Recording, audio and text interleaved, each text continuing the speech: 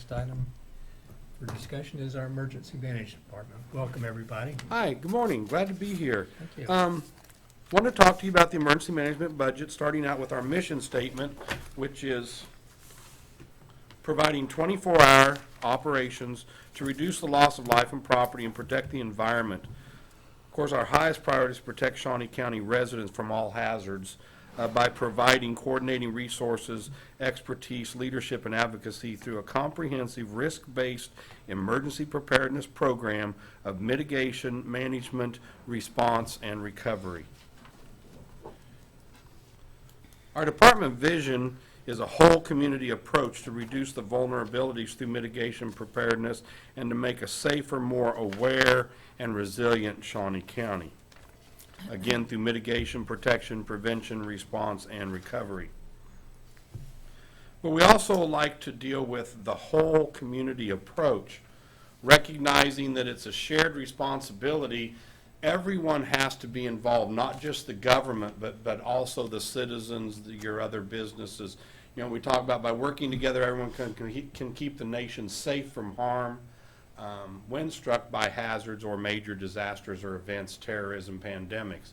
But the whole community involves individuals and families, businesses, faith-based and community organizations, nonprofit groups, schools and academia, media outlets, and all levels of government, including state, local, tribal, territorial, and federals.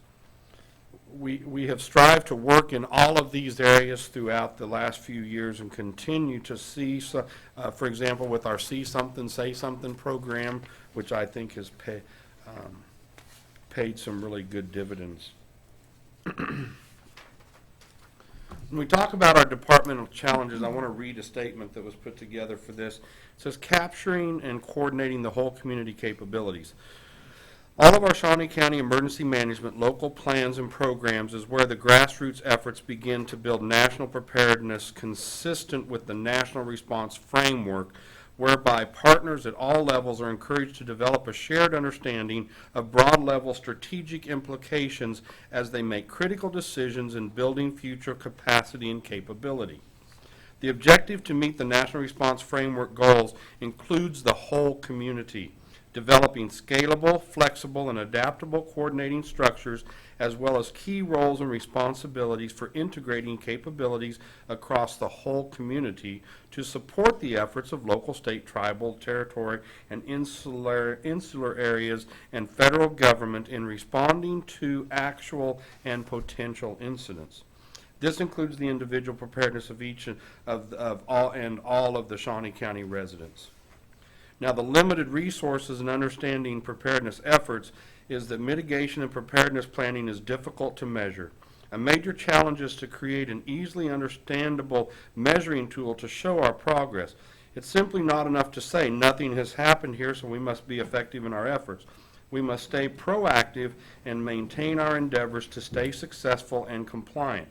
The more preparedness activities we can do now will significantly impact the burden of our response and recovery system when an actual disaster happens. Due to the level of activity it takes to train and prepare for the whole community and our resources and funding limitations through federal grants and are becoming very competitive and being eliminated, we are prioritizing services should we be required to reduce them. It is anticipated that our limitations will eventually catch up with our operational capabilities and a reduction will need to take place. In training and planning for the whole community, we become more resilient. Doing the task with the growing requirements and limited resources becomes a challenge. And this boils down to the question plaguing any business and government: how do we do more with less? So when we talk about our departmental challenges, we're looking at how do we engage the whole community, and of course trying to do that through training and education with the public. Changing the when, not if culture through planning, training, and education. You know, it's not if it's going to happen with us, it's when it's going to happen. I've always said when it comes to disasters, the longer it's been, the sooner it's going to be.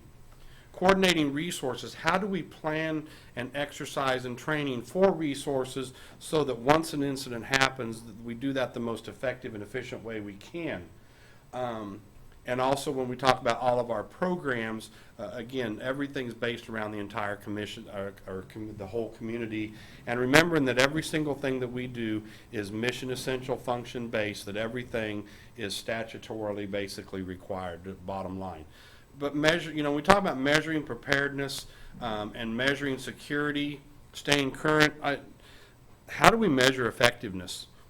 How do we ever know what we have saved by being prepared every time we have an incident or if we have a major incident? It's pretty hard to do.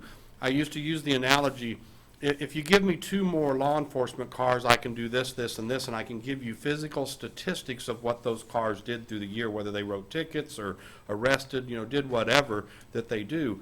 But with our department, how do you know what we saved without a major disaster, and then how do you measure that, or how do you know through see something, say something, through all of the other training we do, how do you know what we've avoided by putting on that image that we're a well-prepared department? But again, by preparing a ready state, we lessen our exposure, and we think that's important. We talk about anticipated future challenges with the budget. How do we continue to keep up? With our warning system, as it starts to age, how will we keep it serviced? If you're not already aware, what we've done this year and last year is we've had Scott have actually used the Public Works bucket truck, and they go around and service the sirens as far as changing the batteries, changing out chargers, and any of that minor work that we can do ourselves. But at some point, those really need to be checked by the factory staff. Representative, yes. And with us, it's always been Blue Valley that services those. Education, how do we keep the most up-to-date and well-educated, trained staff? When I look at, for example, community-wide, just this morning I got an email that the Director of Emergency Management for Topeka VA and Leavenworth is leaving us July 31st. That takes away 40 years of service probably. And he's also a good friend. He was one of the emergency managers the day the airplane went down in the field in Pennsylvania. He was the emergency manager. So, when we look at our challenges, we also have to look at mitigation strategy. It's becoming increasingly more difficult to keep all the various plans, partnerships, and requirements in a current state with limited staff. Several of our counties around us now are hiring contractors to assist them with writing and rewriting their plans. For example, our mitigation plan this go-around was actually done. It's a regional effort, and so they've lumped several other communities together to write that plan, several counties, and we have to consider, again, the whole community capabilities. But, the plans, the EOP, which Emergency Management has had our part of the EOP done since way before the deadline, is working with the other agencies and departments who have not had the time to get us all their information. We are very close. We're working with the state. They're aware of where we're at with that, and they totally understand because we are not the only ones. Somebody made a statement at the last regional council meeting that the only counties that submitted on time were the ones that hired contractors to do them. But we've got the EOP, we've got the mitigation plan, we've got the COOP plan, the hazard analysis, security plans, hazmat, communications and interoperability, and then, of course, the events. Different now than before. Basically, anytime we have a large event with all the parades and large gatherings in Shawnee County, we are involved, and we do incident action plans. We're trying to get, for example, we've asked Jim Green to do the Fiesta IAP for this weekend because he has the same program now that we have, so we've asked for that. But we will be working Saturday. Departmental success, again, when we start looking at customer service, the Northeast Regional Equipment, Shawnee County Emergency Management is just a small piece when you start looking at the whole approach with the cities, towns, the region, the state, the nation, and of course individual residents. Some of our cost-saving success, for example, is the siren battery installation and minor repairs. That alone saved us over $7,000 last year alone. CERT volunteers at events and actual disasters that are a vital part of what we do. Mutual aid with other counties. For example, Saturday night for Spirit of Kansas, we went to Lynn County to pick up the stop movement trailer. Douglas County, Jackson County, Coffee County to borrow light towers that were $175 a day to use those. So we were able to use those because of our mutual aid. And then, of course, the hazmat emergency, hazardous materials emergency planning, the training that we did in the last year, Kevin secured $15,000 worth of training that cost us absolutely nothing. Also, with the ID equipment that makes all of the ID badges that we use, not only for Shawnee County employees, but for other agencies that we work with the accountability, so that when we have an incident or an event, we're tracking everybody that comes in, which is why we're always practicing at these big events. The comfort trailer, which is a big plus for us when we have a disaster. The prime mover, which we just took possession of. The radios. Emergency management was not included in the Shawnee County radio plan when you replaced all the radios. We had federal funding and grants that we replaced all of our radios with, so there was no cost to the county.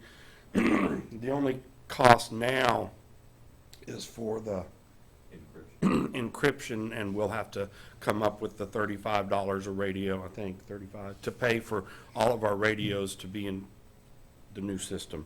But again, we've been able to cover all that so far. And then, of course, we are the third animal response trailer in the state came to Shawnee County, and that's housed with our animal response team. Excuse me. As far as efficiencies, Department of Homeland Security grant supplied equipment in Shawnee County. When we look at our CERT members, we went through, and this is not all the hours, but these are the hours that we actually have, that we already have written down. I sent you an email last week with Nelson's blotters where you can see everything that's going on, all the activities. But when we went through and started figuring out volunteer hours, there was 3,475 hours, which equated to $76,947.57. Using the National Recognized Points of Light Foundation system. So I had never done that before for one of our presentations, but I was kind of pleased with that number once I saw it.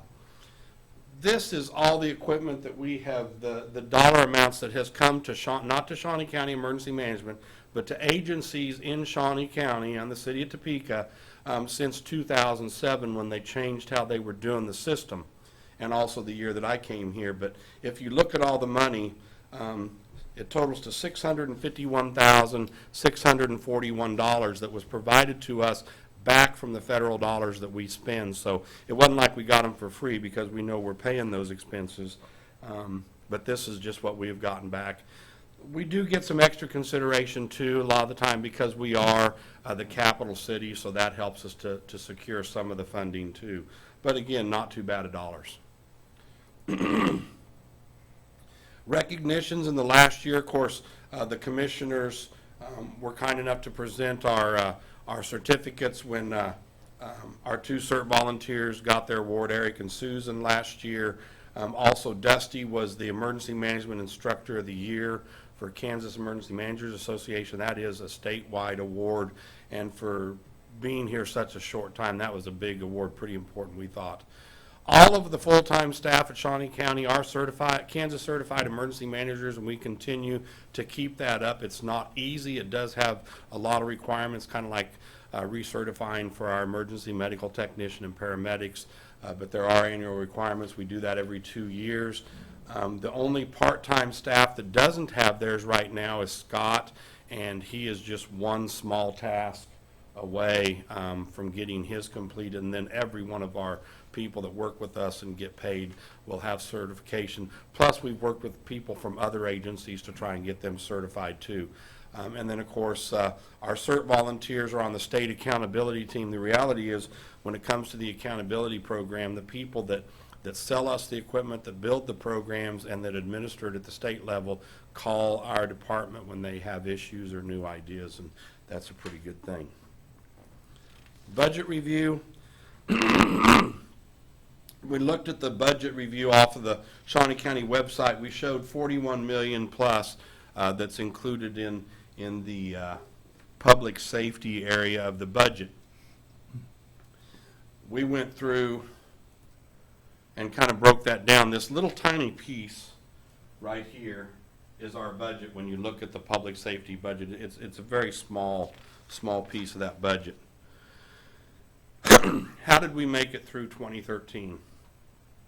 the way that we did that, and we're making it through 2014, I'm sorry, is that we have a budget of $200,000. That's what we got for this year.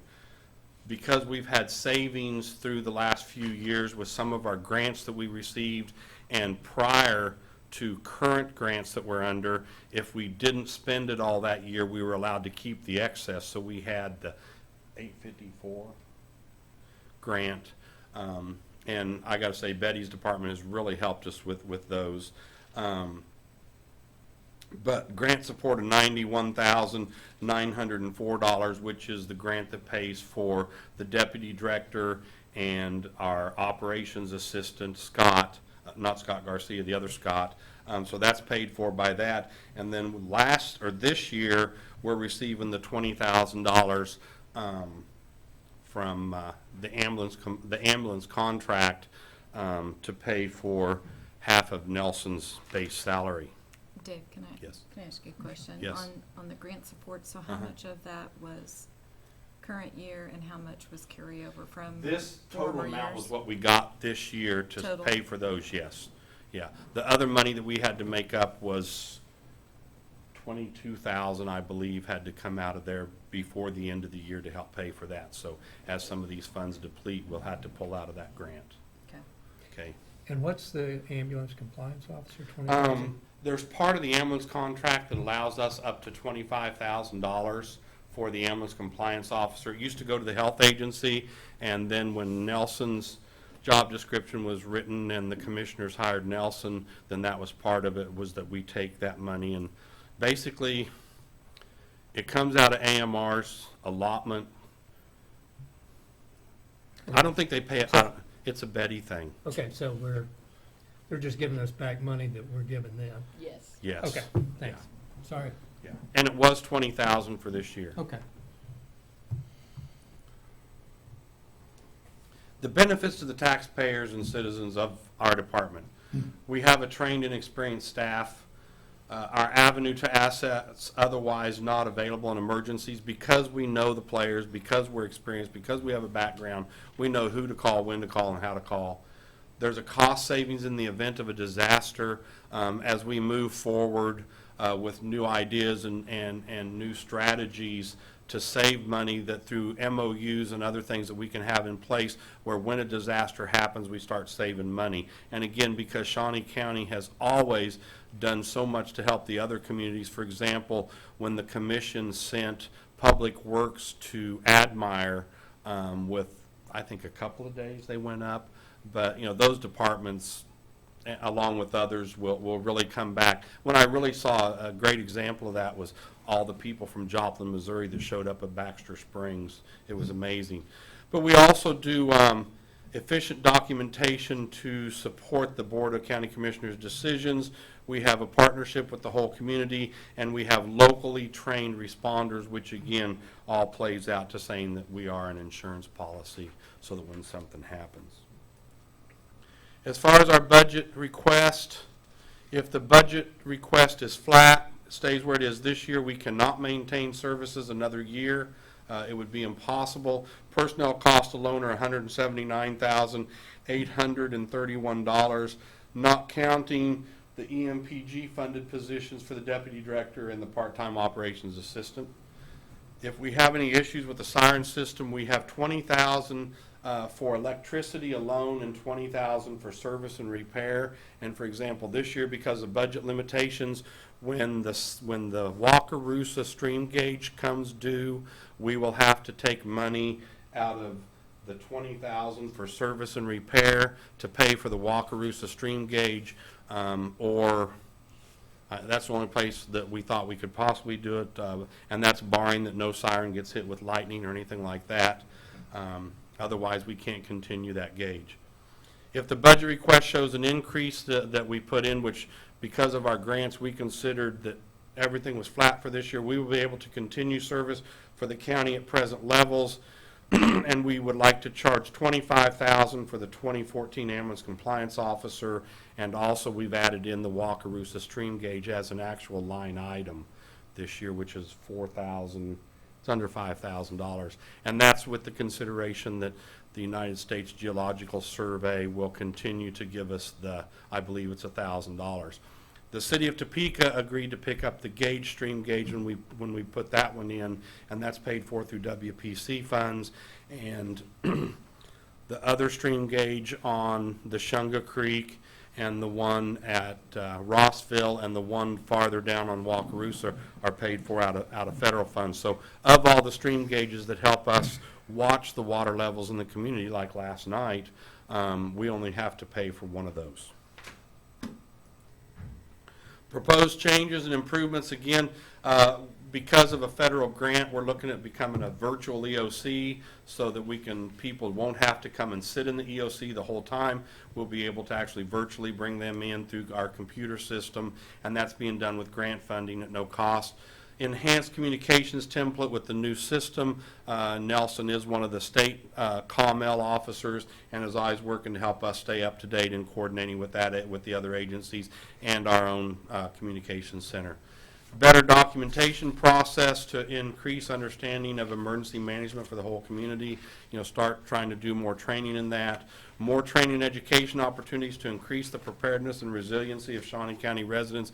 Again, we send people out of town a lot of times, but there's a lot of people that come to Topeka to do training that we take part of and our other citizens takes part in that helps us stay safe. We're always seeking out grants to bring additional funding for county mitigation and preparedness and response efforts. We're always looking at that. We keep an educated, proficient, and experienced staff through training and education, leveraging all the Department of Homeland Security and National EMI free training as well as regional deployments.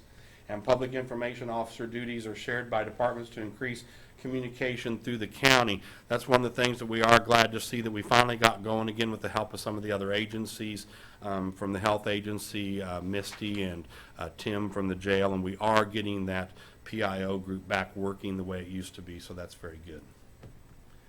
Again, the benefits to the county. KSA 48929 talks about the county and city disaster agencies, determination by the governor, disaster emergency plans by the county, city and interjurisdictional disaster agencies, and duties of local officials.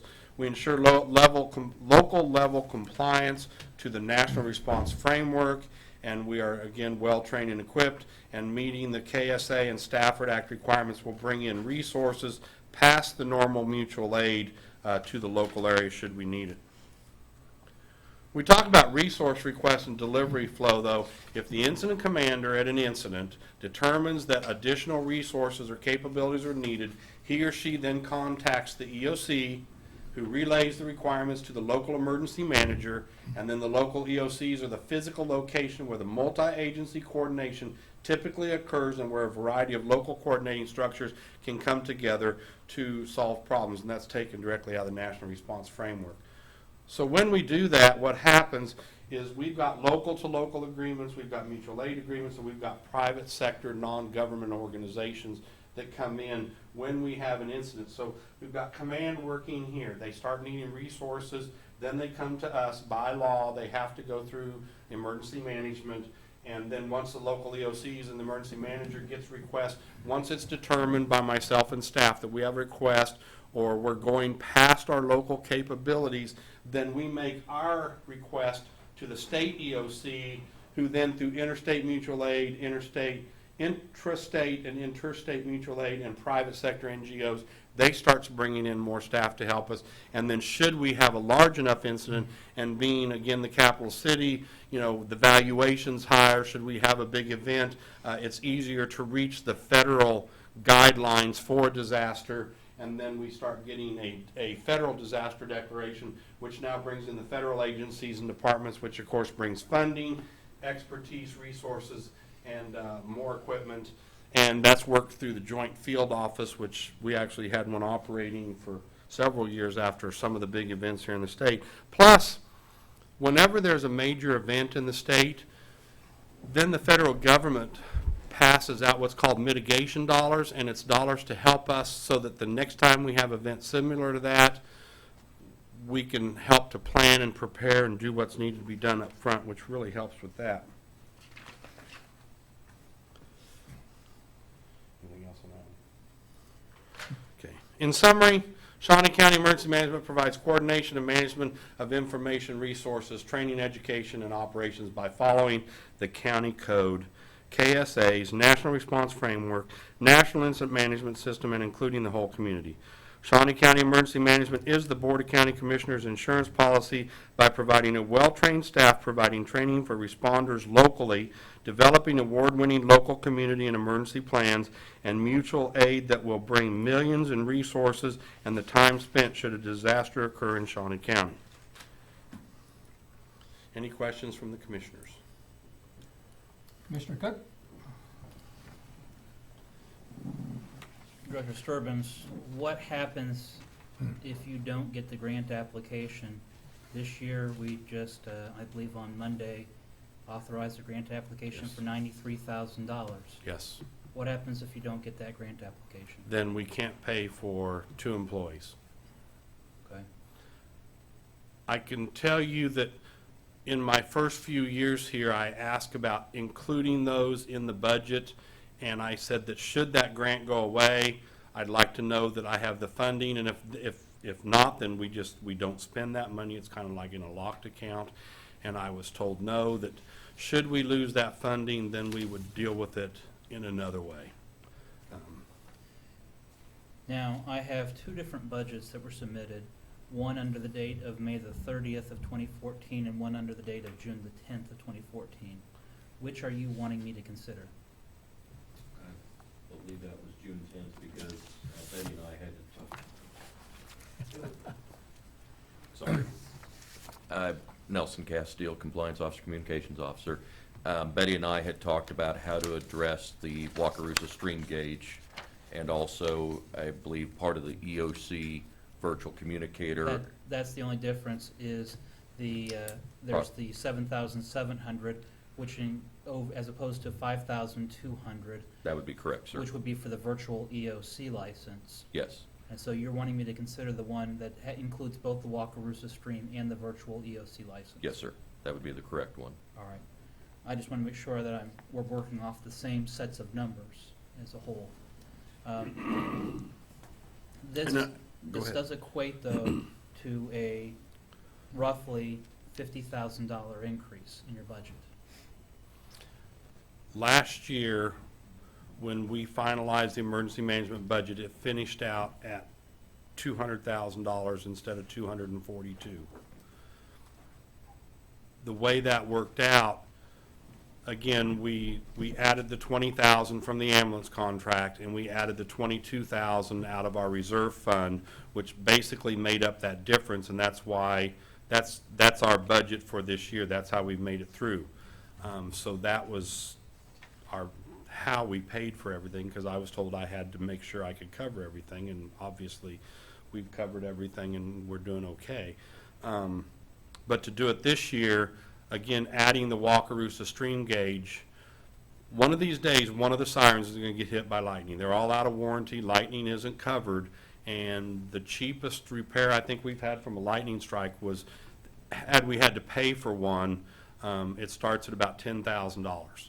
So if we look at that, I'm borrowing from Peter to pay Paul, paying for the Wakarusa stream gauge. So what I said was basically we needed to add that in as a line item.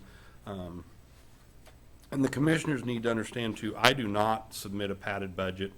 I put in exactly what I need to operate, no more, no less. And if everything's okay, then I will have money left in the budget next year, because if sirens don't have to be repaired, that's what that line item's for. And I don't like taking that money for other things, and we've had to survive. But if not, again, with the Wakarusa stream gauge as an example, that's money that we won't have to spend out of the budget. Okay, then to go through the budget, since it's not padded, I just had some questions if the Commissioner Oh, fill out. of course, go right ahead. You have down under line 5,300, $1,000 for clothing. Yes. That's because our staff do wear uniforms. We do think that appearance is important, and because we have logos, that is one of the benefits that the employees do have, is that we do provide them with uniform shirts and jackets. Okay. You have $1,000 under 5,310 for food. Yes, every time we have these large-scale exercises or an event, we try to pick up snacks and drinks for people, and so it's kind of the thanks for coming, and that's kind of a standard in our industry, is to be able to provide that when people come around. It isn't for us to have snacks in the office, but it's for when we have large-scale events and exercises. Okay. You have under 5320 books and reference materials. Are we still needing those? I know that in my law practice, we've gone almost everything to computer online as opposed to still print versions. I will allow Scott to answer that question. Scott Garcia, planner. What we use that for is educational materials, like when we did the COOP plans that we wrote for each department. We had these little flip books that we purchased out of that line item, so that we could give out to the people that are doing their part of the COOP plan, and they could go off of, if they have any questions, they could call us, or they could look through that. So we just use that for like educational materials and stuff like that. We still try to go through ready.gov to get free educational material that we hand out, but there are some that unfortunately we have to pay for, and that's what we use that line item for. Okay. Okay. Thank you, Scott.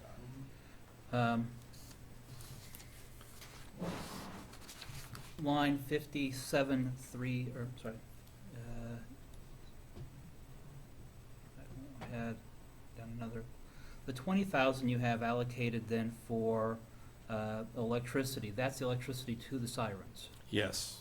and the same with the. And quite frankly, that's probably not enough money, but we're kind of given that number to go by. Wouldn't you agree? Yeah, our siren electricity changed when we totally redid our siren system. We were required to put a meter on every single siren. So we now pay West Star and Cal Valley Electric for all of our sirens, unless it's hooked directly. We have some at some locations where the property owner picks up our electricity, but that isn't very many places. For example, the Expo Center, I believe, is on their power. It's not on a meter, so And then you have a like 20,000 for repairs and services. yes. That's for the sirens. That's for example, the batteries run us 5,000 plus. This year was a little less, I believe. Through the state contract, it's $57 a battery. Yeah. Each siren takes 4 batteries, so we're trying to get in a schedule. Trying to keep those programmed to where they're rotating, so we're not doing them all at once. And any other, for example, if there's a battery charger, there's 4 batteries in each cabinet. And then each cabinet, there's also 4 battery chargers that come off of the main box. So eventually, the battery chargers give up too, so then you have to change the battery charger, which $100 and some.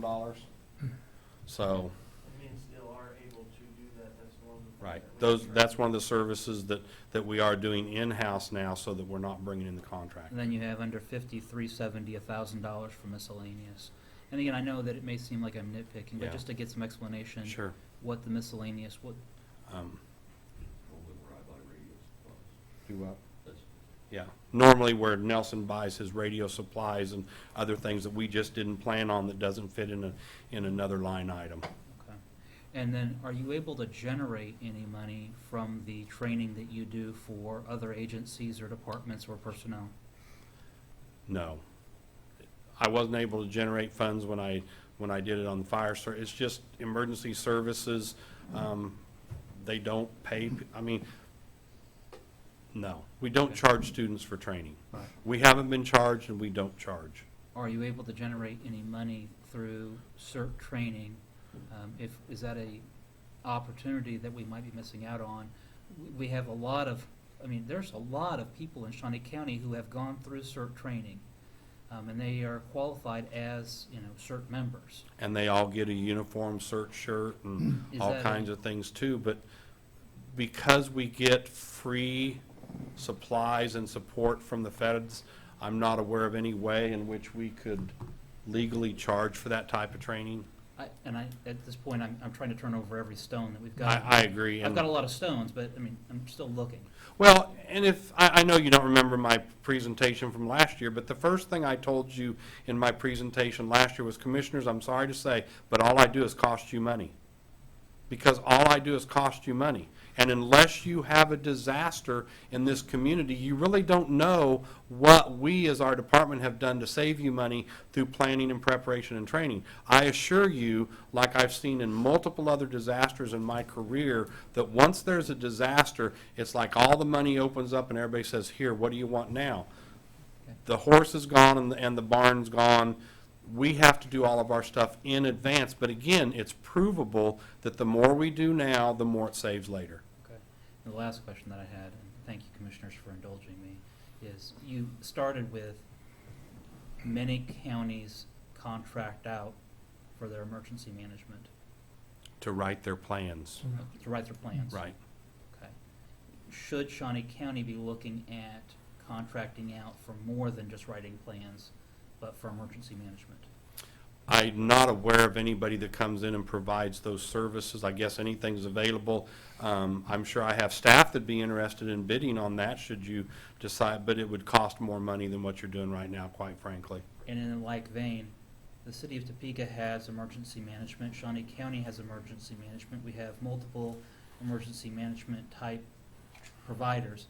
Is there any ability for consolidation of emergency management between the city of Topeka and Shawnee County? We would be more than willing to discuss the unified efforts between the city and the county. It would have to be a county emergency management because according to the laws, it has to go through Shawnee County emergency management. So the city still comes to us.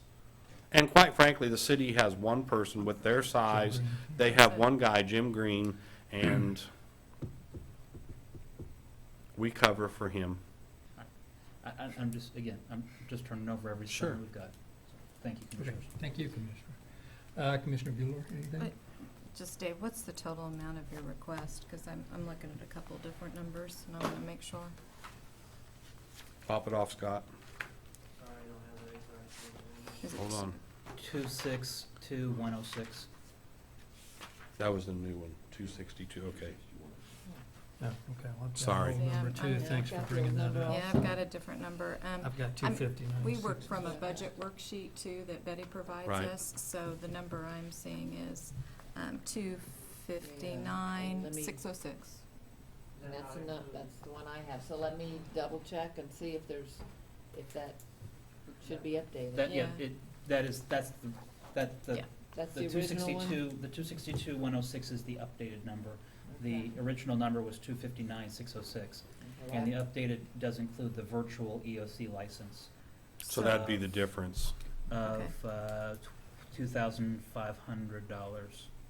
So, but the increase of 50,000 roughly, we'll say that. So, am I correct in stating that then 25,000 of that would be put back in your budget from AMR? So we're only looking at 25,000 increased budget? No, Help me with that, Mr. Sturbins. No? It was my understanding that we needed I was still under the 250s, and then the 25 would be in addition to, In addition to? because that way we could keep our part-time staff, which, Okay, okay. Okay, if All you right, look I- at their form here, Mhm. we've subtracted the 25,000 from the salaries. Again, I'm looking at this page, and this page changes Mhm. from day to day. And I want to make sure I'm looking at the same thing here and the same thing here.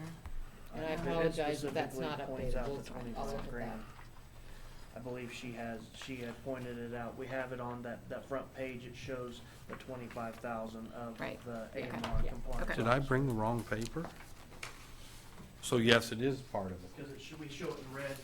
That's how you told us to show it on That's our- right. Sure. If you look Yeah. at the Form So- A, Sure.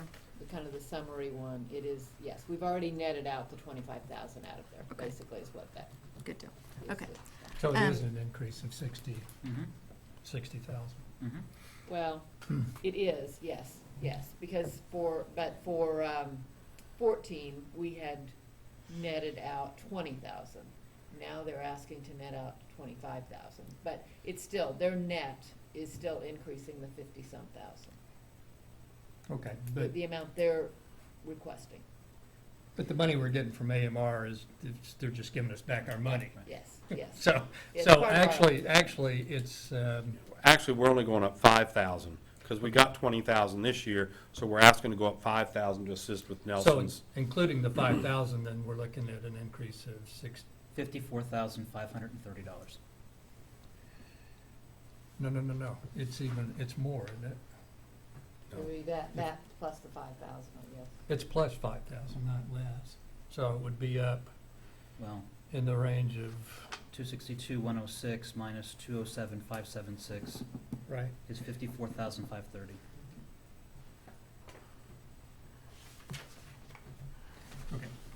So, and, Or okay. 62,000 over. So we'll get I know, those but most if- recent if you're numbers from adding up Yes, Betty. I will make sure I, 45,000 yeah. Instead of 20,000. Right.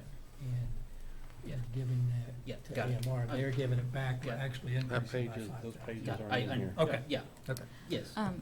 Oh, I'm sorry, we're No, the, getting in the weeds.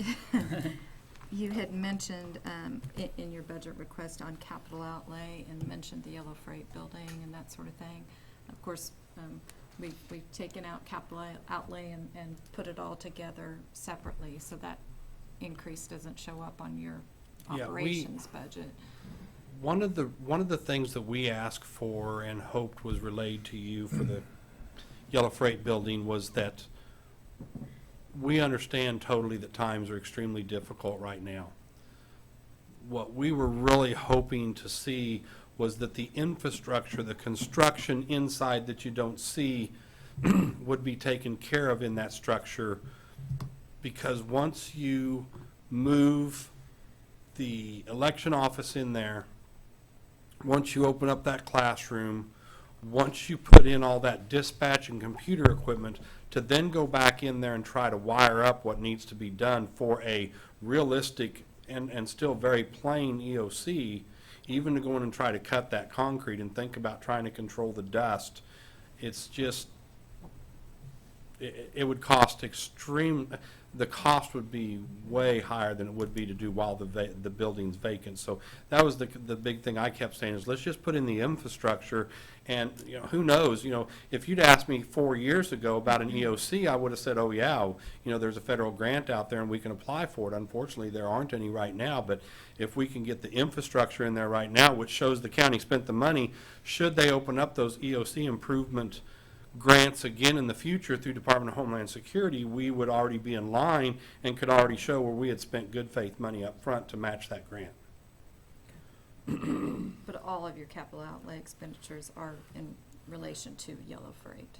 Yeah. Yes. All of them are, okay. Well, yeah, because we I used to didn't ask see. for different furniture. You know, all the furniture in the EOC and the whole sub-basement is the stuff we find in the hallway right down here, that when the other departments are done with it, then we go snag it. You're resourceful. Yes, we are. Okay. And then as far as, you know, you said you provide quite a bit of training. And you also provide training to elected officials as well. Yes. What are the requirements for elected officials to take training? Are there any, I don't think they're mandated, but maybe they are. I don't Actually, know. to apply for federal grants, there are mandated, and the minimum requirement for elected officials and senior officials is the minimum of ICS 402, which we try to do. It's something that needs to be done as a refresher every couple of years. Yeah. Speak simple, ICS. Incident Command System. Okay. How do we, you know, what are our lines of authority, and how do we work and communicate up and down, whether it's unity of command, chain of command, all those things. How does that actually operate in a disaster? Okay. And of course, keeping with the national response framework and all the other requirements that we have. Okay. And we provide those on a continuous basis? We very seldom turn down requests for training in the community, if at all possible. We try to set it up. I mean, for example, we're doing incident command classes for the Topeka Fire Department, things like that, so. And Jim Green is there too. You know, it's done together with our staff and Jim. I think Commissioner Archer and I received ours in February of last year, shortly after we took office. Probably, yeah. Good. Yep. And we offer that when there are new elected officials? Yeah, or Not just at the county, but. right, or department new directors. department heads and Right. directors. That Right. It's just a good idea to refresh on that once in a while, because once you've seen it a couple times, you pick up more stuff. I don't know if we did the audit finance director. All right. Okay. That's You what I have have so anything else? far. Commissioner Cook, anything else? No. You know, I only thought, and this is from a very high conceptual level for commissioners, is you're essentially asking for a 26% increase in your budget. And if everyone were to request and receive a 26% increase in their budget, we would be talking about a close to $25 million increase in county expenses, which translates into about 14 or 15 mil increase, which translates into about a 30 or 35% increase in property taxes on the citizens of Shawnee County. So that's my thought, is we're certainly going to look at all budgets very, very carefully, but from a high level, 26% increase in anybody's budget is, it's a lot of money. You know, somehow I knew that question would come up, or that comment. That wasn't a question. That was just, Okay. that was just high level But thinking. can I address that? Absolutely. Okay. First of all, we are the smallest department, and I think the smallest budget, if I'm not mistaken.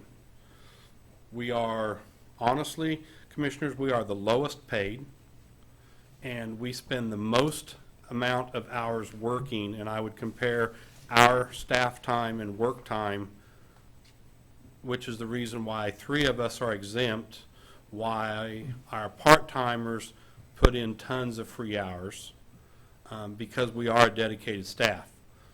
When you consider our office, I would ask that you not look at us as a percentage, but look at us as a minimum requirement, because what I'm giving you is the minimum requirements to keep the county compliant. My budget was this big this year, but because we had been very frugal in the way we spent money, that we were able to hold money back when it was legally done so that we could have dollars to spend in the tight time. Unfortunately, we're running out of that money. So while I'm not asking for an increase in money that's coming to my department, I'm asking for you to, I guess, basically help me to spend the money that I've spent now.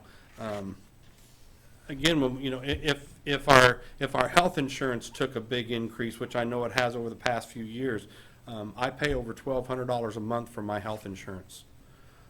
So, Understood. you know, when I look at that, it's the same thing with emergency management. We are your insurance policy for times of disasters and terrorism. And I understand that, and Yeah. I don't know that there's a smaller department, there may or may not be, but I don't think we had any layoffs in emergency management for 2014. I know Betty had to lay off an employee, I know the Register of Deeds had to lay off an employee, I know the county clerk had to lay off an employee, I know Parks and Rec, we laid off 10 or 20 employees, so that's another thing to keep in mind too. So, any other thoughts or questions before we adjourn for lunch? Okay, we're adjourned. Thank you Thank you, very much. commissioners. Betty, I do have a question before we, I guess, completely adjourn. Okay. Because we meet back here for Register of Deeds. Yeah, 1300. 1 and then Counselor 2. But on